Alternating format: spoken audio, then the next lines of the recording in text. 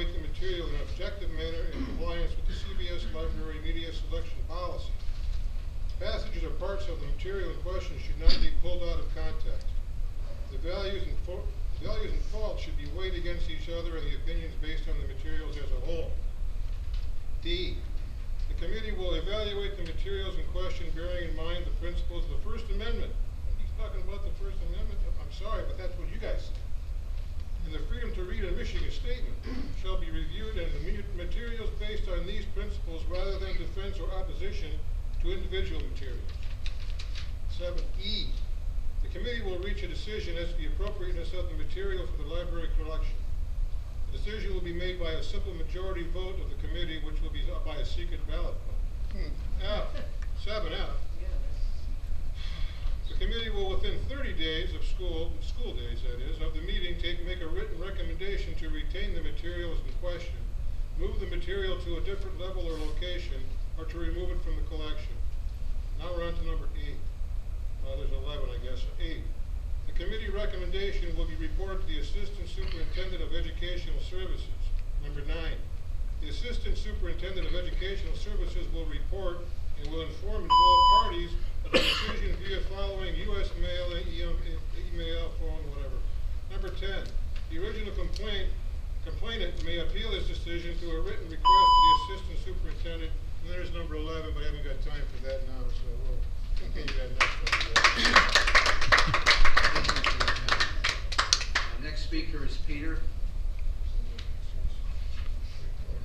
I thought you guys are supposed to be listening. Why is Mr. Soba on his phone or tablet or whatever? He hasn't listened to a single I think speaker. you're out of order. Mr. Soba is. He's supposed to be listening. Hello, I'm Peter from Clinton Township. I'm surprised that Mr. Roberts missed very important holidays. He mentioned April is an outest month, but information is well known why the epidemic is spreading. Thanks to the about 100 different vaccines our children are receiving in the first 3 years of their lives, and the past 3 years, COVID vaccines. So maybe you will learn a little bit more and share information the next time. Now, talking about holidays, April 6th is International Exterior Day. April 13th, International Day of Pink. April 14th, Days of Silence. April 26th, Lesbian Visibility Day. I have two important quotes. Adolf Hitler, let me control the textbooks and I will control the state. Excuse me, can you discuss about the schools? Yes, it's about your books. Hitler doesn't Your mean- books we have in your libraries. John Adams, children should be educated and instructed in the principle of freedom. And proclamation, you schools, you run by DEI, did not earn it, Yeah. officers. Okay? Demonic evil idiots. 1979, Jimmy Carter, one of the useless worst presidents in the U.S. We're not talking about U.S. presidents. We're talking Listen, about- listen. Oh my God. Let me finish. That's your first warning. Created the Department of Education, your education, okay? Since then, U.S. has gone from first to 24th in education, okay?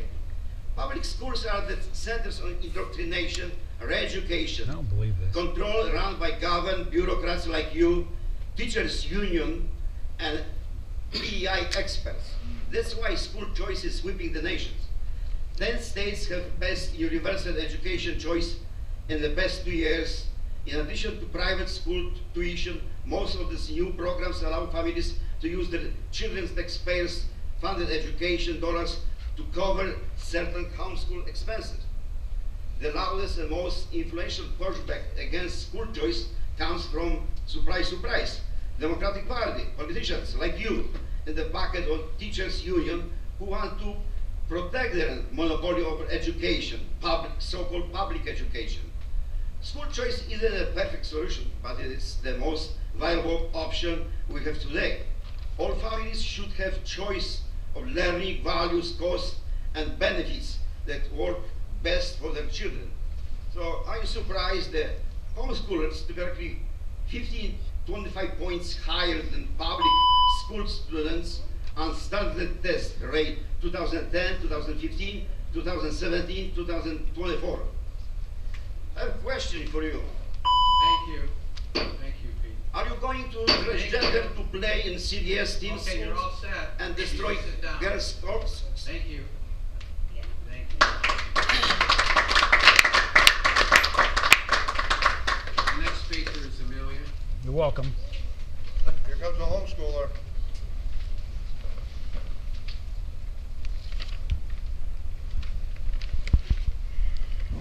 Mr. Pearl, at the last meeting, you gavelled down a speaker who was criticizing a board member. You claimed we have, quote, limited First Amendment rights by law, unquote. That's not exactly correct, so let me educate you. According to the National School Board Association, these meetings are a designated public forum, meaning the public has the right to speak regarding matters within the jurisdiction of the school board. Additionally, the First Amendment protects the right to criticize public officials and their adult family members without fear of retribution or punishment. You cannot make any rules stating otherwise. If any of you can't accept public scrutiny, then resign. Now, on to you, Mr. Roberts. At the September meeting last year, you said in part, quote, the most important thing we want out of this community comment is that anyone who speaks to the board feels like they're listened to. It's very important, regardless if we disagree on things. I hope that person is allowed to just speak and say what they want, unquote. So, exactly what did you mean by that, Mr. Roberts, considering this board has repeatedly gavelled people down and even walked out while they addressed this board? You can't listen to a speaker if you're not in the room, and people can't speak freely if you're making unconstitutional rules. Mr. Roberts also made this comment at the last meeting, quote, we take great pride in being one of the best public school districts in Michigan, unquote. I'm not sure what you meant by that, considering one of the most reliable school data collection sites states Chippewa Valley School District ranks 210 out of 606 Michigan districts. It's very easy to look up information about schools. You should try it sometime. I realize you're very busy making videos of yourself to play at these board meetings and also posting on social media. Speaking of social media, let me inform you. Last month, the Supreme Court ruled public officials who post on their personal social media accounts about work-related topics are acting on behalf of the government. Therefore, they can be held liable for violating the First Amendment if they block their critics. So, Mr. Robert, you might want to make sure you haven't blocked anyone, You blocked me. especially people who attend these meetings. Maybe evaluate You your blocked me on ex, Twitter. aka Twitter account. I'm quite perplexed as to why this board has to be repeatedly schooled by a kid. I gave you each a copy of the Constitution last year. You really should read it because you all took an oath to support it. In closing, I want to remind this board, you are not kings and we are not your servants. Right. You work for the people, not your political parties. Right. Thank you.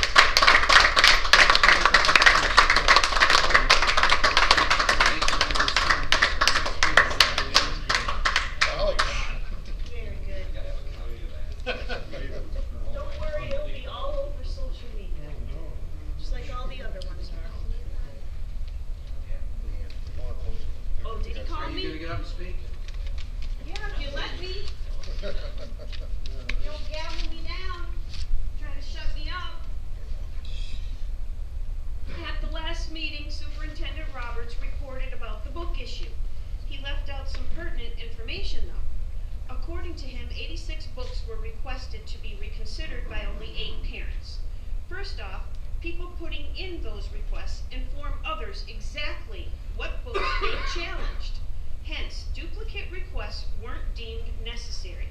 Otherwise, many more parents would have submitted requests. Only 17 of those 86 books were reviewed, which is about 1 book reviewed per month. It will take your committee almost 6 years to review the remaining books. The school website only shows the books removed based on those submitted for review. It does not show the entire list of contested books parents asked to be removed, which is extremely misleading. The complete list of contested books should be on your school website, so during your review process, parents can decide if they want their kids excluded from being able to check those books out of the library. Mr. Roberts also gave examples leading people to believe that CVS is in line with book reviews in other districts in the country. This is also very misleading. One school district in Florida removed over 170 books from its public school libraries, and another removed 313. Hanover County in Virginia removed 75 books. Urbandale District in Iowa removed over 300 books. CBS this morning reported that according to PEN America, from July 2021 through March 2022, there were nearly 1,600 actions taken in school districts to ban more than 1,100 titles. By the way, no one is asking for books to be banned. A ban means the books are no longer available for reading, sale, or purchase anywhere.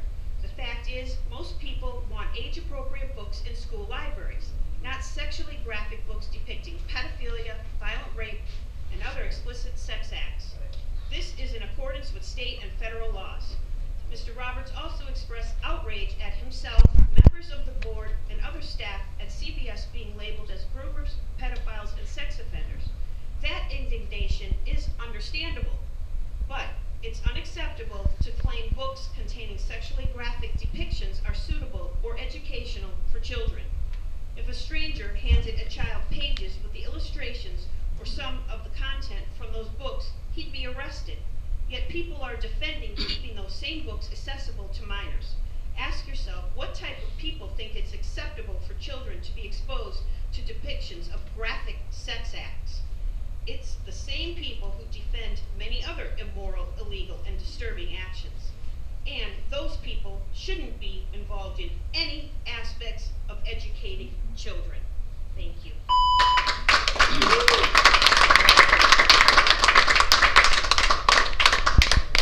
you for your comments. Last welcome. speaker is Piper Bryce.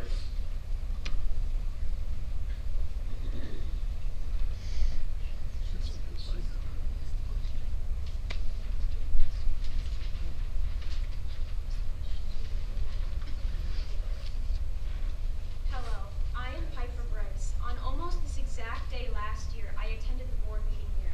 I was a senior at Chippewa Valley High School and came to defend my school, the district, and the wonderful educators of the district from the book banning mob. I called attention to what parents and people in the district should be worrying about instead of banning books. Today, I am here as a proud graduate of Chippewa Valley High School. I am here to defend and advocate for Chippewa Valley Schools as someone who has actually attended and experienced being in the district.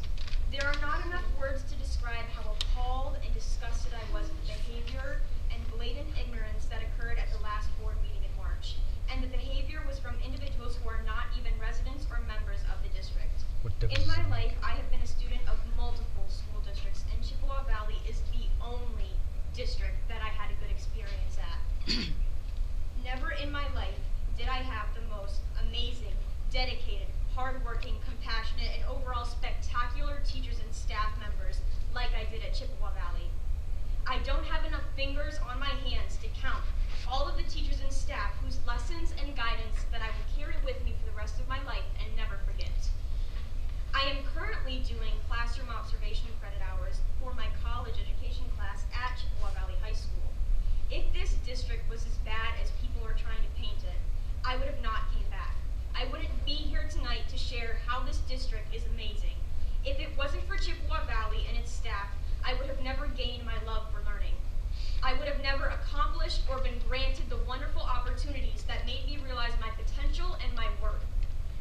My voice was heard because teachers and staff truly listened to me. My voice led to change because teachers and staff believed in